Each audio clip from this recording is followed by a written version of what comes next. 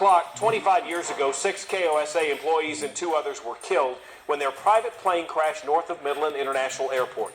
Tonight, we take a look back and remember our fallen comrades. The shock, the disbelief, losing that many of your co-workers, more importantly, your friends. Carl Rogers won't ever forget that date. He worked firsthand with all of them. As former sports director and anchor at KOSA, they covered the games and had for many years prior. In this particular case, it was a long trip. They were covering 2 games that night, one in Fort Worth and one in Wichita Falls. And, it just made it more feasible to fly, I suppose.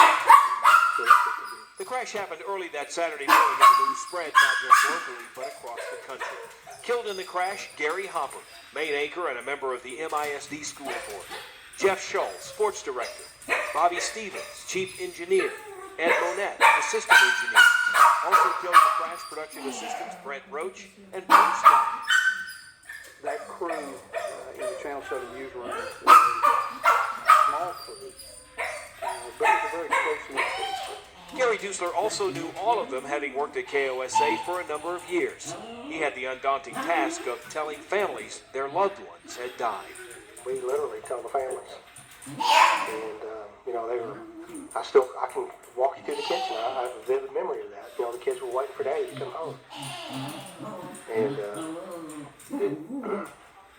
both Rogers and Duesler say they think about this incident often. Something can spur it. Every time I hear of a plane crash, every time I hear of a small plane crash, it comes back. It never goes away. Ever. These guys and what occurred,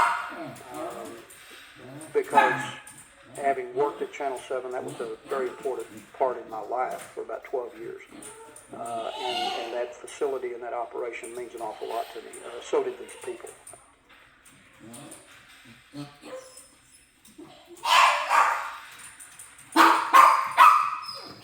As you saw on that list, the pilot Keith Elkin and J. Alvin Price, who was Gary Hopper's brother-in-law, were also killed in the crash. An official cause of that crash was never determined. None of them, though, will ever be forgotten.